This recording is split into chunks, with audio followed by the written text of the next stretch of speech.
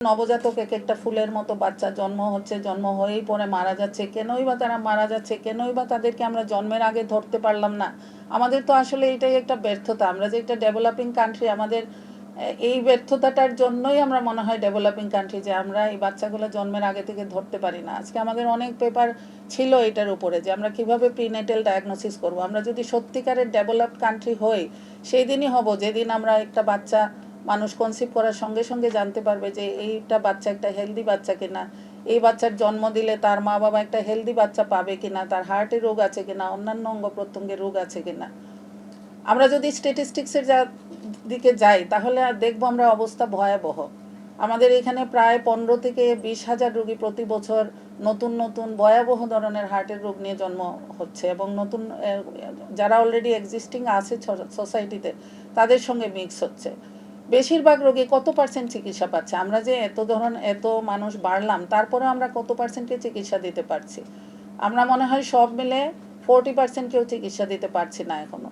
বেশিরভাগ মানুষই গ্রাম থেকে শহরে এসে পৌঁছাতে পারে না। তাদের টাকা পয়সা নাই, তাদের তো ভাড়াই নাই, গাড়ির ভাড়াই নাই যে তারা কিভাবে ঢাকায় আসবে। তো যাই হোক, আমরা এইসব চিন্তা করে যারা আমার কাছে, অন্তত আমাদের মতো যারা আছি, আমরা তাদের কাছে পৌঁছায়।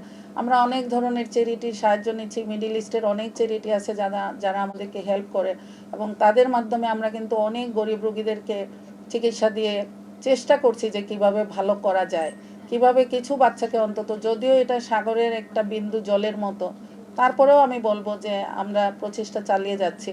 আর এইখানে মেডিকেল এডুকেশনের ডিজি মহোদয় আছেন, আমি তার কাছে অনুরোধ করব প্রতিটি মেডিকেল কলেজে যদি একটা ডিপার্টমেন্ট শুরু হয়, আমরা নন ইনভেসিভ কার্ডিওলজি দিয়ে শুরু করব। আমার তো প্রথমেই ক্যাথল্যাব কেনার দরকার নাই, ক্যাথল্যাব কিনে টাকা নষ্ট করার দরকার নেই।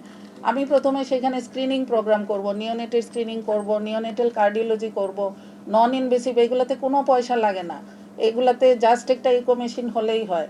আর প্রথম দিকে আমরা যারা এনথুসিয়াস্টিক পেডিয়াট্রিশিয়ান আছে, নিওনেটোলজিস্ট আছে, তাদেরকে আমরা ওখান থেকে করব যে না, তাদের মধ্যে ইন্টারেস্ট আছে, তারা আসবে।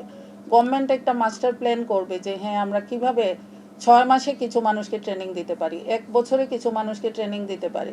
কারণ আমাদের ইনফ্রাস্ট্রাকচারের কোনো অভাব নাই, আমাদের অভাব হচ্ছে ট্রেন ম্যান পাওয়ারের। আমরা দেখতেছি যে বঙ্গবন্ধু যেটা আগে ছিল মেডিকেল বিশ্ববিদ্যালয়, এটার যে একটা সুপার স্পেশালিটি একটা হসপিটাল, সেই হসপিটালে আমরা দেখতেছি কোটি কোটি টাকার জিনিস নষ্ট হয়ে যাচ্ছে, অথচ আমরা আমাদের পেশেন্টের জন্য জাকাতের টাকা দিয়ে চিকিৎসা করি। আমাদের কত টাকা জাকাত বলেন? আমি হয়তো 3-4 লাখ টাকা দিই, আর আমার আরও বন্ধু বান্ধবরা 1 লাখ 2 লাখ করে, আমরা হয়তো 30 লাখ 40 লাখ এরকম টাকা আমরা সংগ্রহ করি। এইগুলি দিয়ে আমরা কত রোগীকে হেল্প করছি, অথচ লাখ লাখ কোটি কোটি টাকার মেশিন নষ্ট হয়ে যাচ্ছে। সেই একটা মেশিনের দাম দিয়ে আমরা কতগুলো বাচ্চাকে ভালো করতে পারতাম। কিন্তু এটা আসলে আনইকুয়াল ডিস্ট্রিবিউশন অফ রিসোর্স হচ্ছে, আমাদের মতো দেশে এটা করা উচিত না।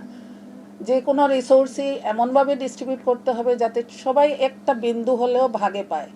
কিন্তু আমি নিজে আমার কথা বলতে পারি, আমি আজ পর্যন্ত এরকম কোনো হেল্প কারো কাছ থেকে পাই নাই। নিজে নিজে যতটুকু পারছি এ পর্যন্ত চেষ্টা করে করে আমরা আগায় আসতেছি।